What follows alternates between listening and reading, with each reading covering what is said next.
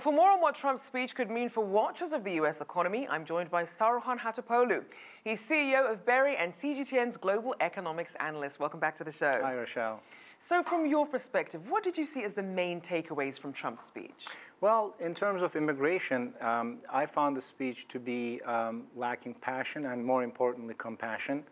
And we were kind of used to the four-pillar idea, what he was going to say. But what worried me that I saw during the presentation, that this debate is no longer about illegal immigration, but about legal immigration, cutting legal immigrants coming to the United States. And that is worrisome for the American economy in the long term.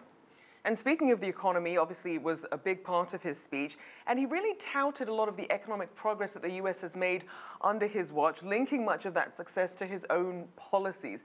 What should we keep in mind with some of these claims? Well, we should really look at the numbers carefully, because if you look at job creation, for example, it was 87 straight month. We've seen it, but only 11 months, 12 months was under President Trump. So this is a continuation of a policy that the Federal Reserve successfully contained and maintained. Obama administration did as well. The economy is on an okay footing, and President Trump is enjoying that. He shouldn't take the entire credit, but that's his style, I guess. Now, in terms of the international watchers, the trade partners, the investors, what do you think they were looking for in this speech, and did they get it? Trade partners didn't get anything, I can tell you that. Investors were happy because, again, stock markets saying great things about the stock market. So, and the first 2 days that we've seen, kind of a mini crisis, it was not there today. So investors are happy. Investors are happy about the tax cuts, deregulations that are taking place, but trading partners are not at all.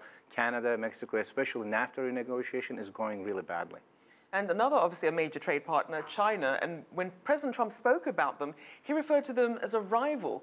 Meanwhile, in China's foreign ministry's response, they really wanted to focus more on cooperation. So with these very divergent views, what does that mean then for ties going forward? Well, it's a matter of perception. Unfortunately, the American perception under President Trump has been one of zero-sum game, in that there cannot be any cooperation if we don't win anything. If I'm buying $100 worth of goods from you, you need to buy $100 worth of goods from me, and that is not international trade. And we're seeing that in NAFTA renegotiations, the points that the administration is making there. So it is not going to be good. Look, there were tariffs slapped on to solar panels as well as washing machines here. That was directed at China mostly and South Korea as well because of the trade deficit with those countries. Looking ahead, it doesn't look good because China is not going to sit down and take that. There's going to be a response, and how soon the response comes will tell us where we're going in terms of reciprocity. Now, in terms of the economic accomplishments that Trump laid out, how much of that is being reflected, though, in the everyday lives of Americans?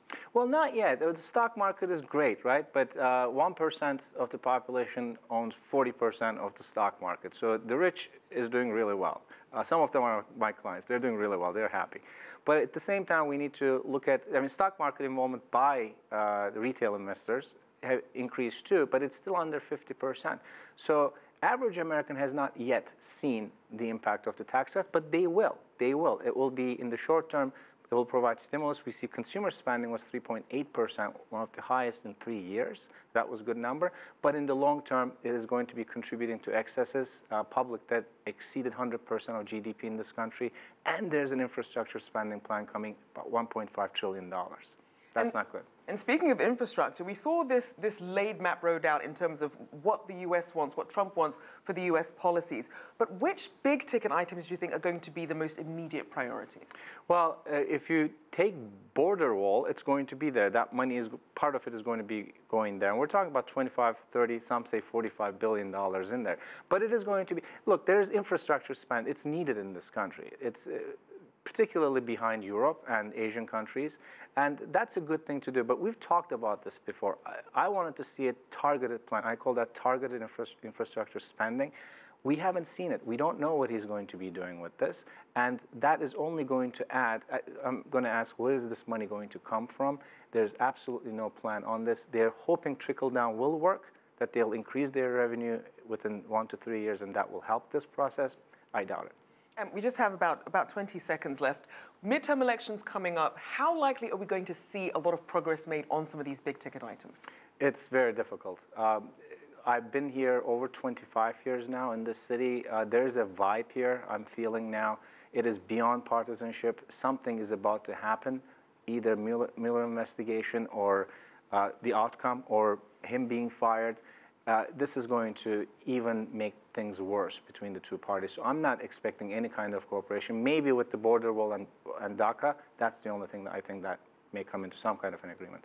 All right, well, thank you as always. Saruhan Hatipoglu, our global economics analyst and Berry CEO.